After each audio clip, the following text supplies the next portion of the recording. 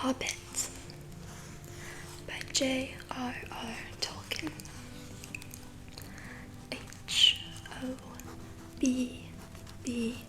Hobbit. Hobbit. Illustrated by Jemima Catlin.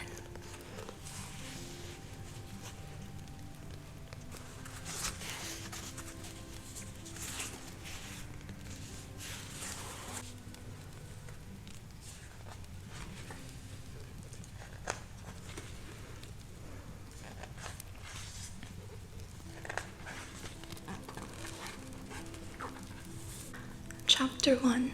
An Unexpected Party. In a hole in the ground there lived a hobbit, not a nasty, dirty, wet hole filled with the ends of worms and an oozy smell, nor yet a dry, bare, sandy hole with nothing in it to sit down on or to eat. It was a hobbit hole, and that means comfort. It had a perfectly round door like a porthole, painted green, with a shiny yellow brass knob in the exact middle. The door opened onto a tube-shaped hall like a tunnel, a very comfortable tunnel, without smoke, with paneled walls and floors tiled and carpeted, provided with polished chairs and lots of pegs for hats and coats. The hobbit was fond of visitors. The tunnel wound on and on, going fairly but not quite straight into the side of the hill. The hill, as all the people for many miles round called it, and many little round doors opened out of it, first on one side and then on another. No going upstairs for the Hobbit. Bedrooms, bathrooms, cellars, pantries, lots of these. Wardrobes, he had whole rooms devoted to clothes. Kitchens, dining rooms, all were on the same floor, and indeed on the same passage. The best rooms were all on the left-hand side going in, for these were the only ones to have windows, deep-set, round windows, looking over his garden and meadows beyond, sloping down to the river. This hobbit was a very well-to-do hobbit, and his name was Baggins. The Bagginses had lived in the neighborhood of the hill for time out of mind. People considered them very respectable, not only because most of them were rich, but also because they never had any adventures or did anything unexpected. You could tell what a Baggins would say on any question without the bother of asking him.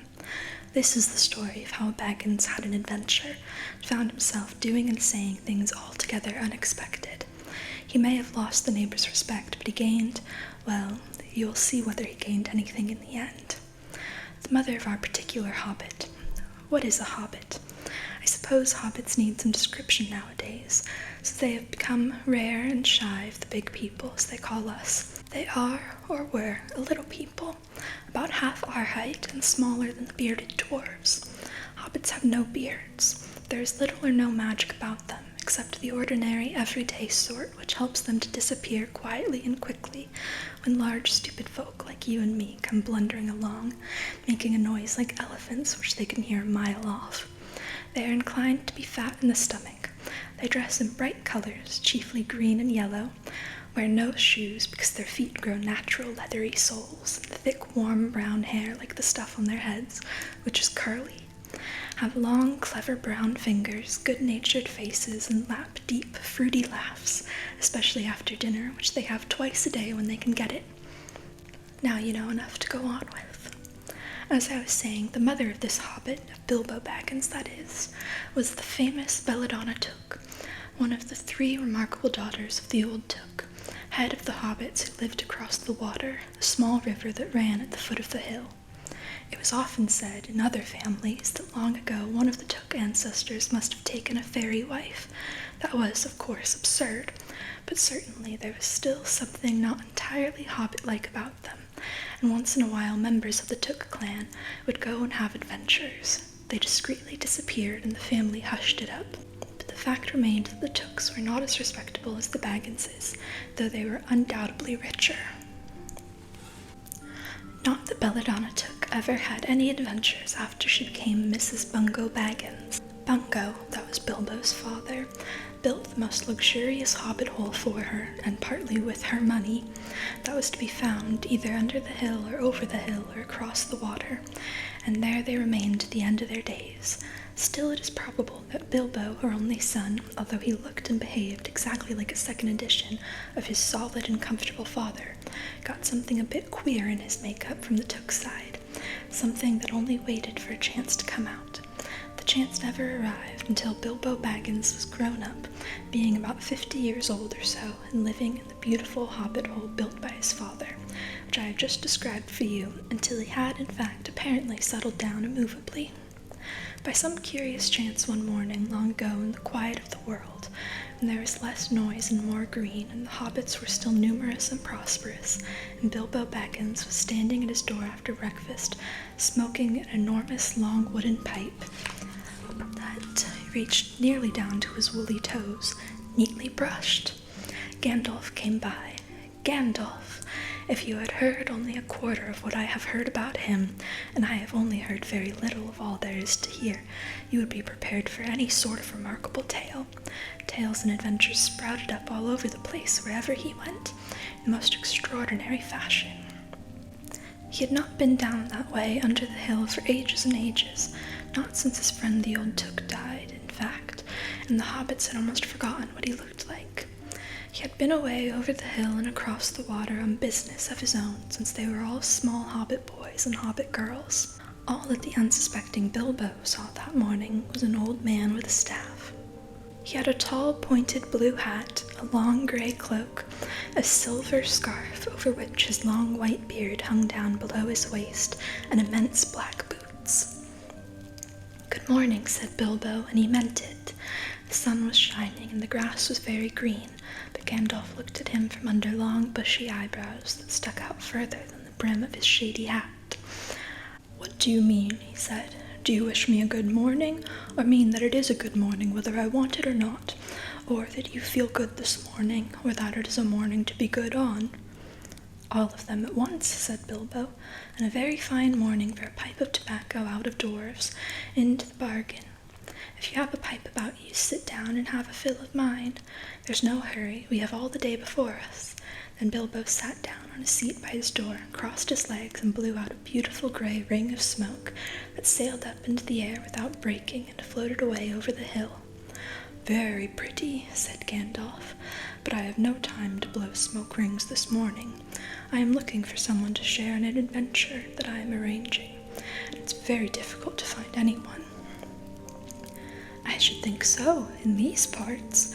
We are plain, quiet folk and have no use for adventures. Nasty, disturbing, uncomfortable things. Make you late for dinner. I can't think what anybody sees in them," said our Mr. Baggins, and stuck one thumb behind his braces and blew out another, even bigger smoke ring. Then he took out his morning letters and began to read, pretending to take no more notice of the old man. He had decided that he was not quite his sort, and wanted him to go away. But the old man did not move. He stood leaning on his stick and gazing at the hobbit without saying anything, till Bilbo got quite uncomfortable and even a little cross. "Good morning," he said at last. "We don't want any adventures here, thank you. You might try over the hill or across the water." By this he meant that the conversation was at an end. "What a lot of things you do use good morning for," said Gandalf. "Now you mean that you want to get rid of me, and that it won't be good till I move off." Not at all, my dear sir. Let me see, I don't think I know your name." Yes, my dear sir, and I do know your name, Mr. Bilbo Baggins, and you do know my name, though you don't remember that I belong to it. I am Gandalf, and Gandalf means me. To think that I should have lived to be good morninged by Belladonna Took's son, as if I was selling buttons at the door. Gandalf, good gracious me, not the wandering wizard that gave old Took a pair of magic diamond studs that fastened themselves and never came undone till ordered, not the fellow who used to tell such wonderful tales at parties about dragons and goblins and giants and the rescue of princesses and the unexpected luck of widows' sons, not the man who used to make such particularly excellent fireworks. I remember those. Old Took used to have them on Midsummer's Eve. Splendid. They used to go up like great lilies and snapdragons and laburnums of fire and hang in the twilight all evening. You'll notice already that Mr. Baggins was not quite so prosy as he liked to believe, also that he was very fond of flowers. Dear me, he went on, not the Gandalf who was responsible for so many quiet lads and lasses going off into the blue for mad adventures, anything from climbing trees to visiting elves, or sailing in ships, sailing to other shores. Bless me, life used to be you used to upset things badly in these parts once upon a time. I beg your pardon, but I had no idea you were still in business." "Where else should I be?" said the wizard. "All the same, I am pleased to find you remember something about me. You seem to remember my fireworks kindly at any rate, and that is not without hope. Indeed, for your old grandfather Took's sake, and for the sake of poor Belladonna, I will give you what you asked for." "I beg your pardon, I haven't asked for anything." "Yes, you have, twice now. My pardon, I give it to you. In fact, I will go so far as to send you on this adventure. Very amusing for me, very good for you, and profitable too, very likely, if you ever get over it." "Sorry, I don't want any adventures, thank you. Not today. Good morning, but please come to tea any time you like. Why not tomorrow? Come tomorrow. Goodbye." With that, the hobbit turned and scuttled inside his round green door and shut it as quickly as he dared, not to seem rude. Wizards, after all, are wizards. "What on earth did I ask him to tea for?" he said to himself as he went to the pantry. He had only just had breakfast, but he thought a cake or two and a drink of something would do him good after his fright. Gandalf, in the meantime, was still standing outside the door and laughing long but quietly. After a while he stepped up, and with the spike on his staff, scratched a queer sign on the hobbit's beautiful green front door. Then he strode away just about the time when Bilbo was finishing his second cake and beginning to think that he had escaped adventures very well. The next day he had almost forgotten about Gandalf. He did not remember things very well unless he put them down on his engagement tablet, like this: Gandalf Tea Wednesday. Yesterday he had been too flustered to do anything of the kind. Just before tea time there came a tremendous ring on the front doorbell, and then he remembered. He rushed and put on the kettle, and put out another cup and saucer and an extra cake or two, and ran to the door. "I'm so sorry to keep you waiting," he was going to say, when he saw that it was not Gandalf at all. It was a dwarf with a blue beard tucked into a golden belt, and very bright eyes under his dark green hood. As soon as the door was opened, he pushed inside, just as if he had been expected. He hung his hooded cloak on the nearest peg, and, "Dwalin, at your service," he said with a low bow. "Bilbo Baggins at yours," said the hobbit, too surprised to ask any questions for the moment. When the silence that followed had become uncomfortable, he added, "I'm just about to take tea. Pray come and have some with me." A little stiff, perhaps, but he meant it kindly. And what would you do if an uninvited dwarf came and hung his things up in your hall without a word of explanation? They had not been at table long. In fact, they had hardly reached the third cake, and there came another even louder ring at the bell. "Excuse me," said the hobbit, and off he went to the door. "So you have got here at last." That was what he was going to say to Gandalf this time, but it was not Gandalf. Instead, there was a very old-looking dwarf on the step with a white beard and a scarlet hood, and he too hopped inside as soon as the door was open, just as if he had been invited. "I see they have begun to arrive already," he said, when he caught sight of Dwalin's green hood hanging up. He hung his red one next to it, and, "Balin, at your service," he said, with his hand on his breast. "Thank you," said Bilbo with a gasp. It was not the correct thing to say, but "they have begun to arrive" had flustered him badly. He liked visitors, but he liked to know them before they arrived, and he preferred to ask them himself. He had a horrible thought that the cakes might run short, and then he, as the host, he knew his duty and stuck to it, however painful. He might have to go without. "Come along in and have some tea," he managed to say after taking a deep breath. "A little beer would suit me better, if it's all the same to you, my good sir," said Balin with the white beard. "But I don't mind some cake, seed cake, if you have any." "Lots," Bilbo found himself answering, to his own surprise, and he found himself scuttling off, too, to the cellar to fill a pint beer mug, and then to a pantry to fetch 2 beautiful round seed cakes, which he had baked that afternoon for his after-supper morsel. When he got back, Balin and Dwalin were talking at the table like old friends. As a matter of fact, they were brothers. Bilbo plumped down the beer and the cake in front of them when loud came a ring at the bell again, and then another.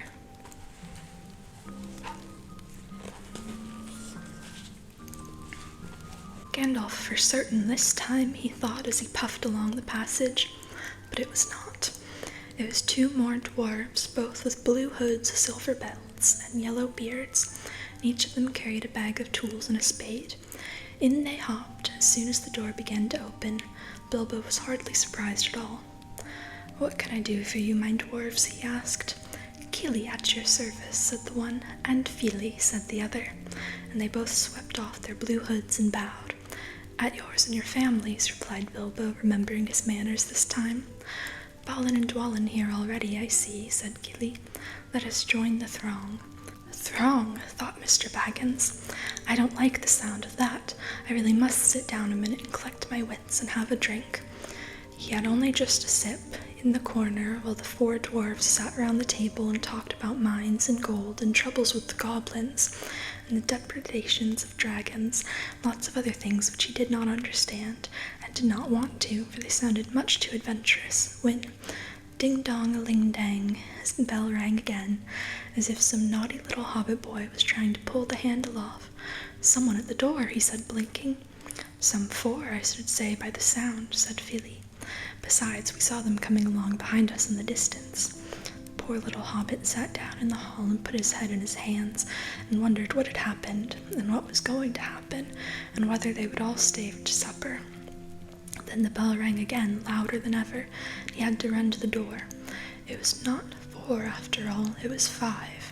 Another dwarf had come along while he was wandering in the hall. He had hardly turned the knob before they were all inside, bowing and saying, "At your service," one after another. Dory, Nori, Ori, Oin, and Gloin were their names. Very soon 2 purple hoods, a grey hood, a brown hood, and a white hood were hanging on the pegs, and off they marched with their broad hands stuck in their gold and silver belts to join the others. Already it had almost become a throng. Some called for ale, and some for porter, and one for coffee, and all of them for cakes, so the hobbit was kept very busy for a while. A big jug of coffee had just been set in the hearth, the seed cakes were gone, and the dwarves were staring at a round of buttered scones, when there came a loud knock, not a ring, but a hard rat-tat on the hobbit's beautiful green door. Somebody was banging with a stick. Bilbo rushed along the passage, very angry and altogether bewildered and bewuthered. This was the most awkward Wednesday he had ever remembered. He pulled open the door with a jerk, and they all fell in, one on top of the other. More dwarves, 4 more, and there was Gandalf behind, leaning on his staff and laughing. He had made quite a dent on the beautiful door. He had also, by the way, knocked out the secret mark that he had put there the morning before. "Carefully, carefully," he said. "It is not like you, Bilbo, to keep friends waiting on the mat and then open the door like a pop gun. Let me introduce Bifur, Boffer, Bomber, and especially Thorin." "At your service," said Bifur, Boffer, and Bomber, standing in a row. Then they hung up 2 yellow hoods and a pale green one, and also a sky blue one, with a long silver tassel. This last belonged to Thorin, an enormously important dwarf. In fact, no other than the great Thorin Oakenshield himself, who was not at all pleased at falling flat on Bilbo's mat, with Bifur, Boffer, and Bomber on top of him. For one thing, Boffer was immensely fat and heavy. Thorin, indeed, was very haughty, and said nothing about service, but poor Mr. Baggins said he was sorry so many times that at last he grunted, "Pray don't mention it," and stopped frowning. "Now here we are," said Gandalf, looking at the row of 13 hoods, the best detachable party hoods, and his own hat hanging on the pegs. "Quite a merry gathering. I hope there is something left for the latecomers to eat and drink. What's that? Tea? No, thank you. A little red wine, I think, for me." "And for me," said Thorin. "And raspberry jam and apple tart," said Bifur. "And mince pies and cheese," said Boffer. "And pork pie and salad," said Bomber. "And more cake and ale and coffee if you don't mind," called the other dwarfs through the door. "Put on a few eggs, there's a good fellow," Gandalf called after him as the hobbit stumped off to the pantries. "And just bring out the cold chicken and pickles." "Seems to know as much about the inside of my larders as I do myself," thought Mr. Baggins, who was feeling positively flummoxed, and was beginning to wonder whether the most wretched adventure had not come right into his house. By the time he had all the bottles and dishes and knives and forks and glasses and plates and spoons and things piled up on big trays, he was getting very hot and red in the face and annoyed. "Confusticate and bebother these dwarves," he said aloud. "Why don't they come and lend a hand?" Lo and behold, there stood Balin and Dwalin at the door of the kitchen, and Fili and Killy behind them, and before he could say knife, they had whisked the trays and a couple of small tables into the parlor and set out everything afresh. Gandalf sat at the head of the party with the 13 dwarves all round, and Bilbo sat on a stool at the fireside, nibbling at a biscuit. His appetite was quite taken away, and trying to look as if this was all perfectly ordinary and not in the least bit an adventure. The dwarves ate and talked, and time got on. Last they pushed their chairs back, and Bilbo made a move to collect the plates and glasses. "I suppose you will all stay to supper," he said in his politest, unpressing tones. "Of course," said Thorin, "and after. We shan't get through the business till late, and we must have some music first. Now, to clear up." Thereupon the 12 dwarfs, not Thorin, he was too important and stayed talking to Gandalf, jumped to their feet and made tall piles of all the things. Off they went, not waiting for trays, balancing columns of plates, each with a bottle on the top, with one hand, while the hobbit ran after them, almost squeaking with fright. "Please be careful, and please don't trouble, I can manage," but the dwarves only started to sing. Chip the glasses and crack the plates, blunt the knives and bend the forks. That's what Bilbo Baggins hates. Smash the bottles and burn the corks. Cut the cloth and tread on the fat. Pour the milk on the pantry floor. Leave the bones on the bedroom mat. Splash the wine on every door. Dump the crocks in the boiling bowl. Pound them up with a thumping pole. And when you're finished, if any are whole, send them down the hall to roll. That's what Bilbo Baggins hates, so carefully, carefully with the plates. And of course they did none of these dreadful things, and everything was cleaned and put away, safe as quick as lightning. Well, the hobbit was turning round and round in the middle of the kitchen, trying to see what they were doing. Then they went back and found Thorin with his feet on the fender, smoking a pipe. He was blowing the most enormous smoke rings, and wherever he told one to go it went. Up the chimney, or behind the clock on the mantelpiece, or under the table, or round and round the ceiling, but wherever it went, it was not quick enough to escape Gandalf. Pop! He sent a smaller smoke ring from his short clay pipe, straight through each one of Thorin's. Then Gandalf's smoke ring would go green and come back to hover over the wizard's head. He had a cloud of them around him already, and in the dim light made him look strange and sorcerous. Bilbo stood still and watched. He loved smoke rings, and then he blushed to think how proud he had been yesterday morning of the smoke rings he had sent up the wind over the hill. "Now for some music," said Thorin. "Bring out the instruments." Keely and Feely rushed for their bags and brought back little fiddles. Dory, Nori, and Ori brought out flutes from somewhere inside their coats. Bomber produced a drum from the hall. Biffer and Boffer went out too and came back with clarinets that they had left among the walking sticks. Dwalin and Balin said, "Excuse me, I left mine in the porch." "Just bring mine in with you," said Thorin. They came back with vials as big as themselves and with Thorin's harp wrapped in a green cloth. It was a beautiful golden harp, and when Thorin struck it, the music began all at once, so sudden and sweet that Bilbo forgot everything else and was swept away into dark lands under strange moons, far over the water, and very far from his hobbit hole under the hill. The dark came into the room from the little window that opened in the side of the hill. The firelight flickered. It was April, and still they played on, while the shadow of Gandalf's beard wagged against the wall. The dark filled all the room, and the fire died down, and the shadows were lost, and still they played on, and suddenly the first one and then another began to sing as they played, deep-throated singing of the dwarves in the deep places of their ancient homes. And this is like a fragment of their song, if it can be like their song without their music. Far over the misty mountains cold, to dungeons deep and caverns old, we must away ere break of day to seek the pale enchanted gold. The dwarves of yore made mighty spells, while hammers fell like ringing bells, to place deep where dark things sleep, in hollow halls beneath the fells, for ancient king and elven lord, there many a gleaming golden hoard. They shaped and wrought, and light they caught, to hide in gems on hilt of sword.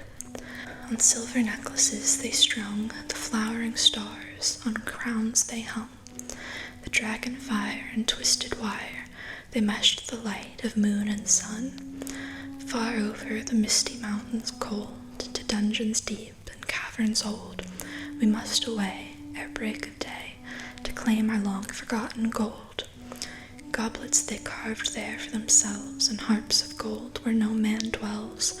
There lay they long, and many a song was sung unheard by men or elves. The pines were roaring on the height, the winds were moaning in the night. The fire was red, it flaming spread, the trees like torches blazed with light. The bells were ringing in the dale, and men looked up with faces pale.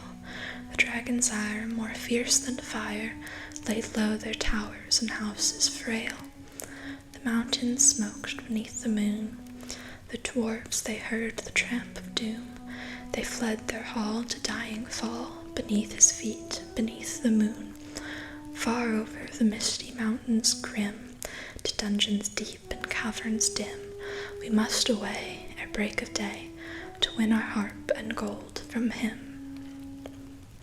As they sang, the hobbit felt the love of beautiful things made by hands, and by cunning and by magic, moving through time, a fierce and a jealous love, the desire of the hearts of dwarves. Then something tookish woke up inside him, and he wished to go and see the great mountains, and hear the pine trees and the waterfalls, and explore the caves, and wear a sword instead of a walking stick. He looked out of the window. The stars were out in a dark sky above the trees. He thought of the jewels of the dwarves shining in dark caverns. Suddenly, in the wood beyond the water, a flame leapt up, probably somebody lighting a wood fire, and he thought of plundering dragons settling on his quiet hill and kindling it all to flames. He shuddered, and very quickly he was plain Mr. Baggins of Bag End under hill again. He got up trembling. He had less than half a mind to fetch the lamp, and more than half a mind to pretend to, and go and hide behind the beer barrels in the cellar, and not come out again until all the dwarves had gone away. Suddenly he found that the music and the singing had stopped, and they were all looking at him with eyes shining in the dark. "Where are you going?" said Thorin in a tone that seemed to show that he had guessed both halves of the hobbit's mind. "What about a little light?" said Bilbo apologetically. "We like the dark," said all the dwarves. "Dark for dark business. There are many hours before dawn." "Of course," said Bilbo, and sat down in a hurry. He missed the stool and sat in the fender, knocking over the poker and shovel with a crash. "Hush," said Gandalf, "let Thorin speak." And this is how Thorin began. "Gandalf, dwarves, and Mr. Baggins, we are met together in the house of our friend and fellow conspirator, this most excellent and audacious hobbit. May the hair on his toes never fall out. All praise to his wine and ale." He paused for breath, and for a polite remark from the hobbit, but the compliments were quite lost on poor Mr. Baggins, who was wagging his mouth in protest at being called audacious, and worst of all, fellow conspirator. Then no noise came out, he was so flummoxed. So Thorin went on. "We are met to discuss our plans, our ways, means, policy, and devices. We shall soon, before the break of day, start on our long journey, a journey from which some of us, or perhaps all of us, except our friend and counselor, the ingenious wizard Gandalf, may never return. It is a solemn moment. Our object is, I take it, well known to us all. To the estimable Mr. Baggins, and perhaps to one or two of the younger dwarves. I think I should be right in naming Keely and Philly, for instance. The exact situation at the moment may require a little brief explanation." This was Thorin's style. He was an important dwarf. If he had been allowed, he would probably have gone on like this until he was out of breath, without telling anyone there anything that was not known already. But he was rudely interrupted. Poor Bilbo couldn't bear it any longer. At "may never return," he began to feel a shriek coming up inside, and very soon it burst out like the whistle of an engine coming out of a tunnel. All the dwarves sprang up, knocking over the table. Gandalf struck a blue light on the end of his magic staff, and in its firework glare, the poor little hobbit could be seen kneeling on the hearthrug, shaking like a jelly that was melting. Then he fell flat on the floor and kept on calling out, struck by lightning, over and over again. And that was all they could get out of him for a long time, so they took him and laid him out of the way on the drawing-room sofa, with a drink at his elbow, and they went back to their dark business.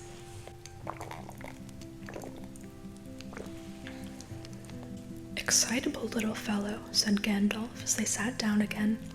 "Gets funny queer fits, but he is one of the best, as fierce as a dragon in a pinch. If you have ever seen a dragon in a pinch, you will realize that this was only poetical exaggeration applied to any hobbit, even to Old Took's great-grand-uncle Bullroarer, who was so huge for a hobbit that he could ride a horse. He charged the ranks of the goblins of Mount Graham in the Battle of the Green Fields and knocked their king Gulfimble's head clean off with a wooden club. It sailed 100 yards through the air and went down a rabbit hole. And in this way the battle was won and the game of golf invented at the same moment. In the meanwhile, however, Bullroarer's gentler descendant was reviving in the drawing room. After a while and a drink, he crept nervously to the door of the parlor. This is what he heard.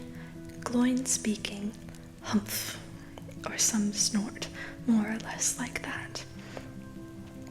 Will he do you think? It is all very well for Gandalf to talk about this hobbit being fierce, but one shriek like that in a moment of excitement would be enough to wake the dragon and all its relatives, and kill the lot of us. I think it sounded more like fright than excitement. In fact, if it had not been for the sign on the door, I should have been sure we had come to the wrong house. As soon as I clapped eyes on the little fellow bobbing and puffing on the mat, I had my doubts. He looks more like a grocer than a burglar. Then Mr. Baggins turned the handle and went in. The Took side had won. He suddenly felt he would go without bed and breakfast to be thought fierce. As for a little fellow bobbing on the mat, it almost made him really fierce. Many a time afterwards, the Baggins part regretted what he did now, and he said to himself, "Bilbo, you were a fool. You walked right in and put your foot in it." "Pardon me," he said, "if I have overheard words that you were saying. I don't pretend to understand what you're talking about, or your reference to burglars, but I think I'm right in believing," this is what he called being on his dignity, "that you think I am no good. I will show you. I have no signs on my door. It was painted a week ago, and I am quite sure you have come to the wrong house. As soon as I saw your funny faces on the doorstep, I had my doubts, but treat it as the right one. Tell me what you want done, and I will try it. If I have to walk from here to the east of East and fight the wild wereworms in the last desert. I had a great-great-great-great-granduncle once, Bullroarer Took, and—" Yes, but that was long ago," said Gloin. "I was talking about you, and I assure you there is a mark on this door, the usual one in the trade, or used to be. Burglar wants a good job, plenty of excitement, and reasonable reward. That's how it is usually read. You can say expert treasure hunter instead of burglar if you like. Some of them do. It's all the same to us. Gandalf told us that there was a man of the sort in these parts looking for a job at once, and that he had arranged for a meeting here this Wednesday tea time." "Of course there was a mark," said Gandalf. "I put it there myself, for very good reasons. You asked me to find the 14th man for your expedition, and I chose Mr. Baggins. Just let anyone say I chose the wrong man or the wrong house, and you can stop at 13 and have all the bad luck you like, or go back to digging coal." He scowled so angrily at Gloin that the dwarf huddled back in his chair.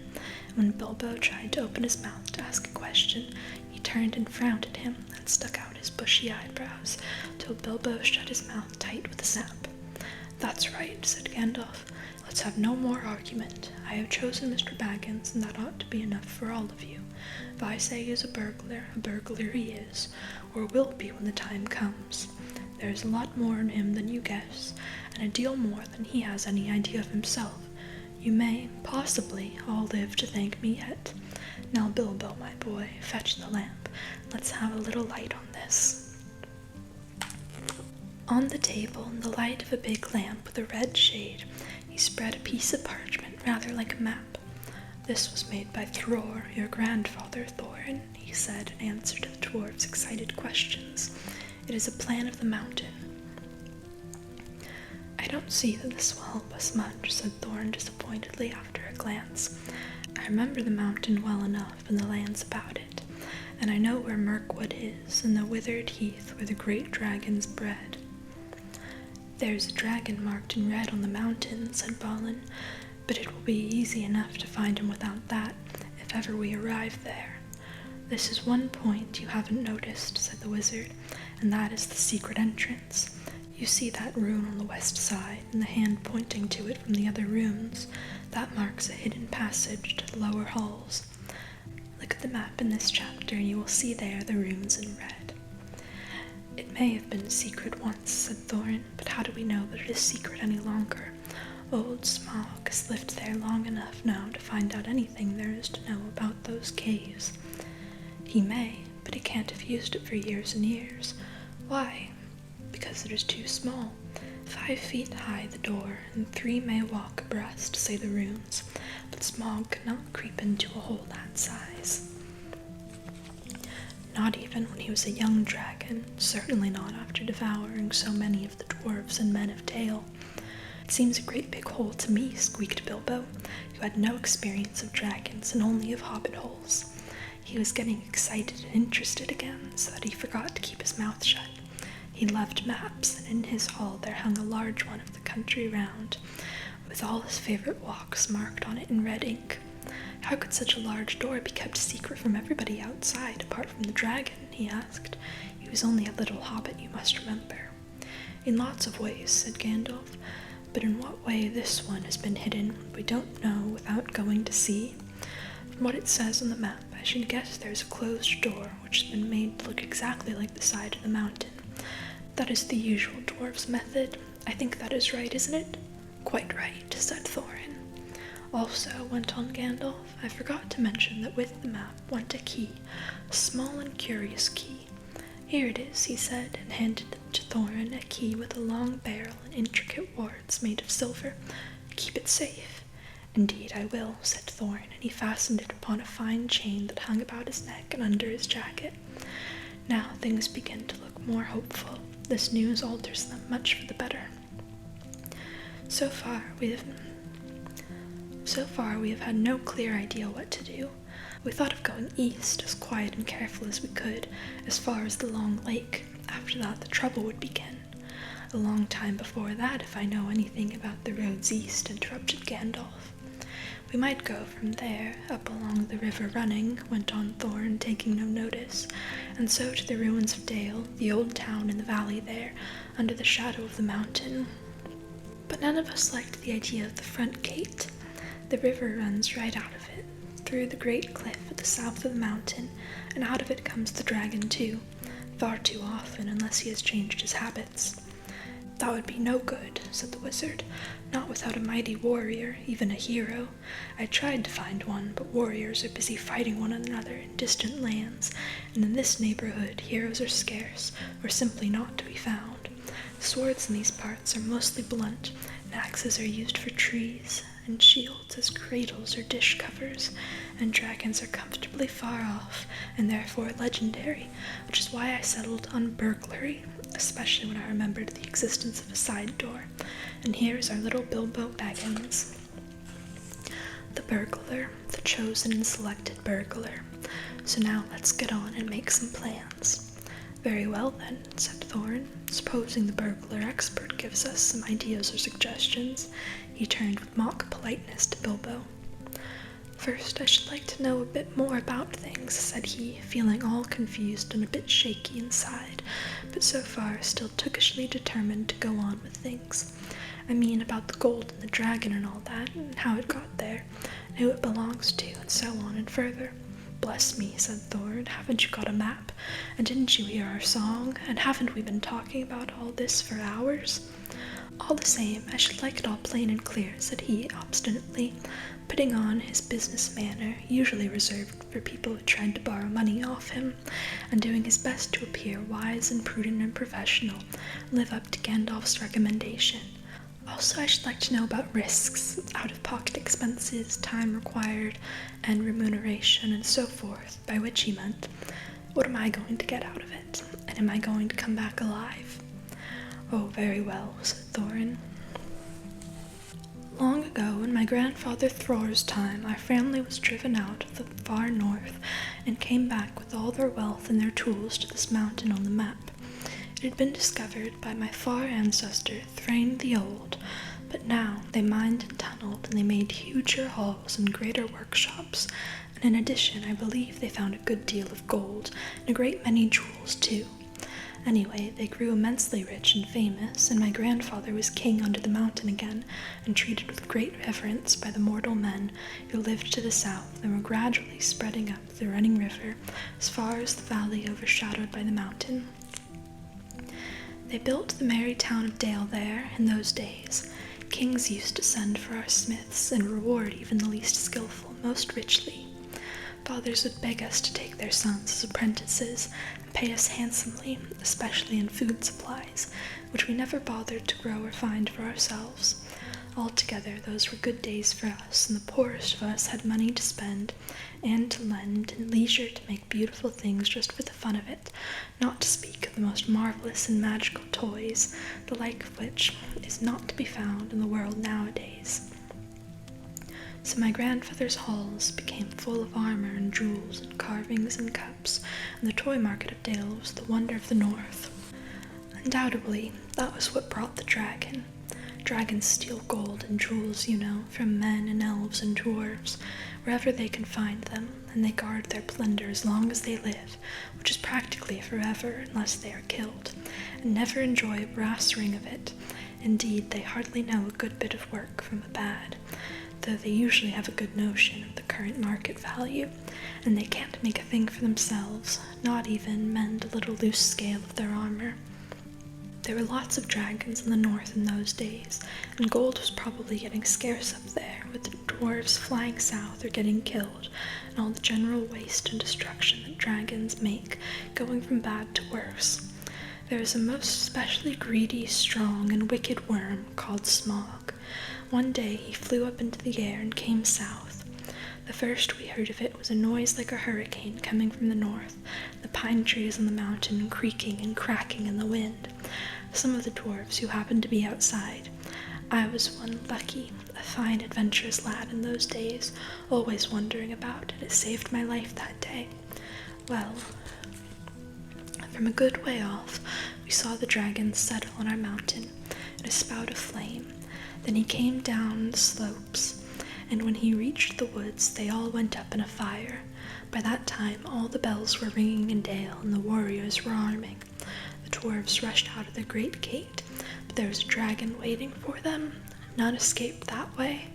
The river rushed up in steam, and a fog fell on Dale, and in the fog the dragon came on them, and destroyed most of the warriors. The usual unhappy story. It was only too common in those days. Then he went back and crept in through the front gate, and routed out all the halls and lanes and tunnels, alleys, cellars, mansions, and passages. After that, there were no dwarves left alive inside, and he took all their wealth for himself. Probably, for that is the dragon's way, he has piled it all up in a great heap far inside, and sleeps on it for a bed. Later, he used to crawl out of the great gate and come by night to Dale, and carry away people, especially maidens, to eat, until Dale was ruined and all the people dead or gone. What goes on there now I don't know for certain, but I don't suppose anyone lives nearer to the mountain than the far edge of the long lake nowadays. The few of us that were well outside sat and wept in hiding and cursed Smaug, and there we were unexpectedly joined by my father and my grandfather with singed beards. They looked very grim, but they said very little. When I asked how they had got away, they told me to hold my tongue, and said that one day in the proper time I should know. After that we went away, and we have had to earn our livings as best we could up and down the lands, often enough sinking as low as blacksmith work or even coal mining. We have never forgotten our stolen treasure, and even now, when I will allow, we have a good bit laid by and are not so badly off. Here Thorn stroked the gold chain round his neck. We still mean to get it back and to bring our curses home to Smaug if we can. I have often wondered about my father's and my grandfather's escape. I see now they must have had a private side door, which only they knew about, but apparently they made a map, and I should like to know how Gandalf got hold of it, and why it did not come down to me, the rightful heir. I did not get hold of it, I was given it, said the wizard. Your grandfather Thror was killed, you remember, in the mines of Moria by Azog the goblin. Curse his name, yes, said Thorin, and Thrain your father went away on the 21st of April 100 years ago last Thursday, and has never been seen by you since. True, true, said Thorin.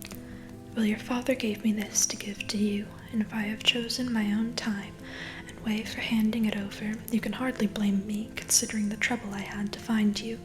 Your father could not remember his own name when he gave me the paper, and he never told me yours, so on the whole I think I ought to be praised and thanked.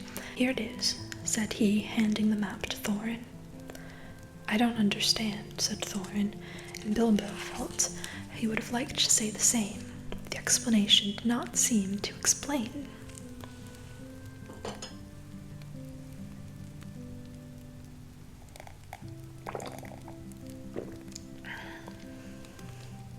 Your grandfather, said the wizard slowly and grimly, gave the map to his son for safety before he went to the mines of Moria.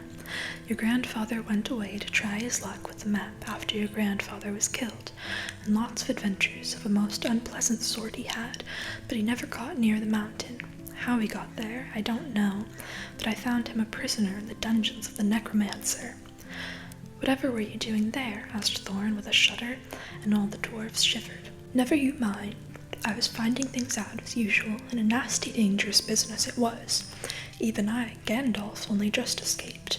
I tried to find your father, but it was too late. He was witless and wandering, and had forgotten almost everything except the map and the key. We have long ago paid the goblins of Moria, said Thorin. We must give a thought to the necromancer. Don't be absurd. He's an enemy far beyond the powers of all the dwarves put together, and if they could all be collected again from all 4 corners of the world, the one thing your father wished was for his son to read the map and use the key.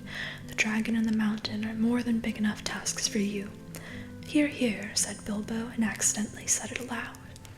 Hear what? They all said, turning suddenly towards him, and he was so flustered that he answered, Hear what I have got to say. What's that? They asked. Well, I should say that you ought to go east and have a look around. After all, there is the side door, and dragons must sleep sometimes, I suppose.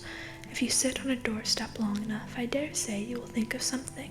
And, well, don't you know, I think we have talked long enough for one night, if you see what I mean. What about bed, and an early start and all that? I will give you a good breakfast before you go. Before we go, I suppose you mean, said Thorin. Aren't you the burglar? And isn't sitting on the doorstep your job, not to speak of getting inside the door? But I agree about bed and breakfast. I like 6 eggs with my ham when starting on a journey. Fried, not poached, and mind you don't break them. After all the others had ordered their breakfasts without so much as a please, which annoyed Bilbo very much, they all got up. The hobbit had to find room for them all, and filled all his spare rooms, and made beds on chairs and sofas, before he got them all stowed, and went to his own little bed, very tired, and not altogether happy. One thing he did make his mind up about was not to bother to get up very early and cook everybody else's wretched breakfast. The tookishness was wearing off, and he was not now quite so sure that he was going on any journey in the morning. As he lay in bed, he could hear Thorin still humming to himself in the best bedroom next to him. Far over the misty mountains cold, to dungeons deep and caverns old, we must away ere break of day to find our long-forgotten gold. Bilbo went to sleep with that in his ears, and it gave him very uncomfortable dreams. It was long after the break of day when he woke up.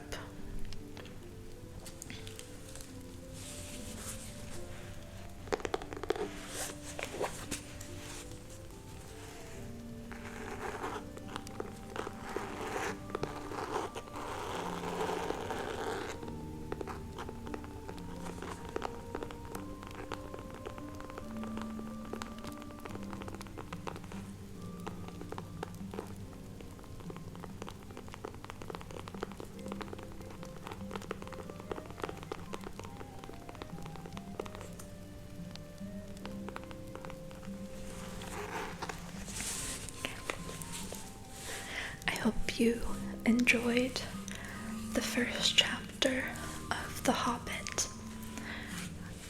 I really like The Hobbit, and especially the first chapter, I think, has a really nice cozy vibe. If you'd like me to read some more of it, let me know, and I can add that to my list of videos. If you're watching this on or before the 22nd, then I hope you have a very pleasant Hobbit day. Okay. Good night. I hope you have a sweet sleep and very pleasant